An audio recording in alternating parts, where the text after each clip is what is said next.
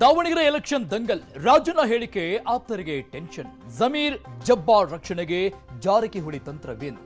DK ಭೇಟಿಯ secret ಏನು? ಅದೊಂದು ಹುದ್ದೆಗೆ ನಡೀತಾ ಇದೆಯಾ ಸರ್ಕಸ್, ಸಾಹುಕಾರ್ ಆಟ?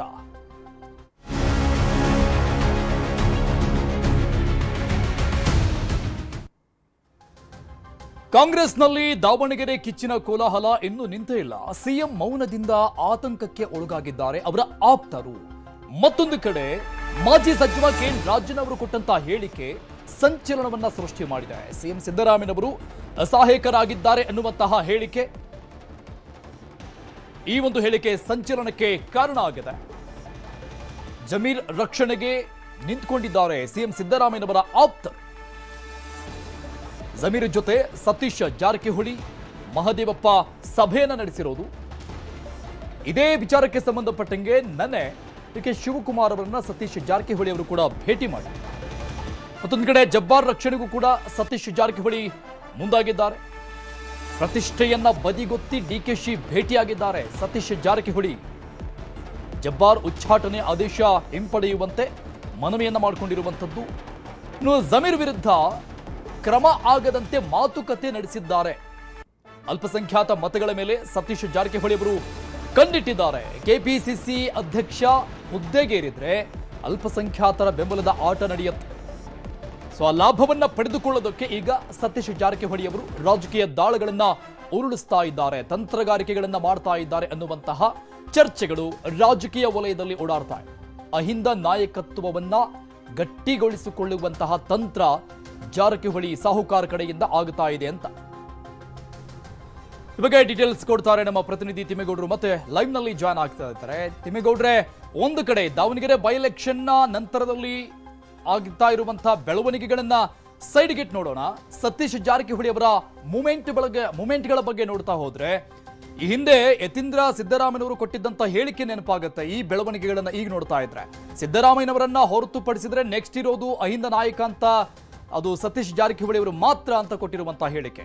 ಸೊ ಆ ಒಂದು ರೀತಿಯ ಸರ್ಕಸ್ಗಳು ನಡೀತಾ ಇದೆಯಾ ಜಾರಕಿಹೊಳಿ ಅವರ ಕಡೆಯಿಂದ ಅಂತ?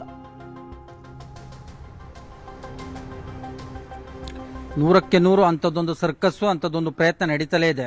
ಯಾಕಂತ ಹೇಳಿದ್ರೆ ನೀವು ಹೇಳ್ದಂತೆ ರಾಯಣ್ಣನ ಹುಟ್ಟೂರು, ಸಂಗೊಳ್ಳಿ ರಾಯಣ್ಣನ ಹುಟ್ಟೂರು ಬೆಳಗಾವಿ ಜಿಲ್ಲೆಯಲ್ಲಿ, ಅದರಲ್ಲೂ ಕೂಡ ಸತೀಶ್ ಜಾರಕಿಹೊಳಿ ತವರು ಜಿಲ್ಲೆ ಬೆಳಗಾವಿಯಲ್ಲೇ ನಿಂತು ಡಾಕ್ಟರ್ ಯತೀಂದ್ರ ಸಿದ್ದರಾಮಯ್ಯನವರು ಇತ್ತೀಚೆಗೆ ಒಂದು ಮಾತನ್ನ ಹೇಳಿದ್ರು. ಸಿದ್ದರಾಮಯ್ಯನವರ ನಂತರ ಅಹಿಂದ ನಾಯಕತ್ವವನ್ನು ವಹಿಸಿಕೊಳ್ಳುವಂಥದ್ದು ಸತೀಶ್ ಜಾರಕಿಹೊಳಿ ಅವರು ಅನ್ನುವಂಥ ನಿಟ್ಟಲ್ಲಿ ಪರೋಕ್ಷವಾಗಿ ಸಿಎಂ ಸಿದ್ದರಾಮಯ್ಯನವರ ಉತ್ತರಾಧಿಕಾರಿ ಸತೀಶ್ ಜಾರಕಿಹೊಳಿ ಅವರು ಅನ್ನುವಂಥ ಒಂದು ಸಂದೇಶವನ್ನ ರವಾನೆ ಮಾಡಿದ್ರು.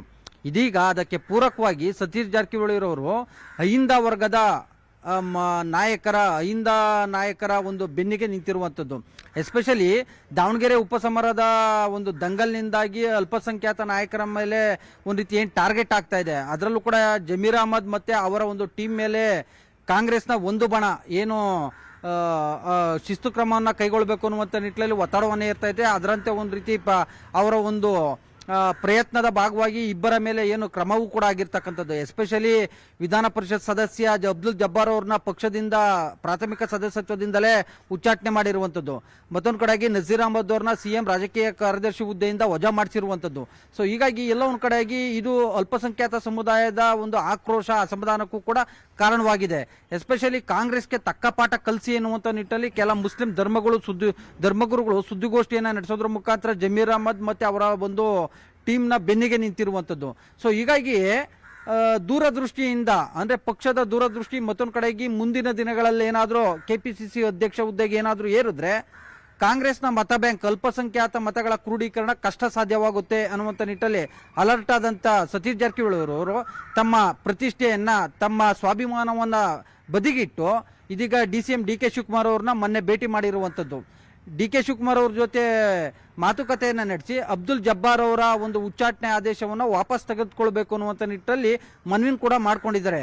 ಸತೀಶ್ ಜಾರಕಿಹೊಳಿ ಅವರ ಈ ಒಂದು ನಡೆಯ ಹಿಂದೆ ಎಲ್ಲೋ ಒಂದು ಕಡೆಗೆ ತಮ್ಮ ಭವಿಷ್ಯದ ರಾಜಕಾರಣ, ಭವಿಷ್ಯದ ಒಂದು ಕೆಪಿಸಿಸಿಯ ನಾಯಕತ್ವವನ್ನು ವಹಿಸಿಕೊಳ್ಳುವಂಥ ಒಂದು ದೂರದೃಷ್ಟಿ ಇದರಲ್ಲಿ ಅಡಗಿದೆ ಅಂತ ಹೇಳಲಾಗ್ತಾ ಇದೆ.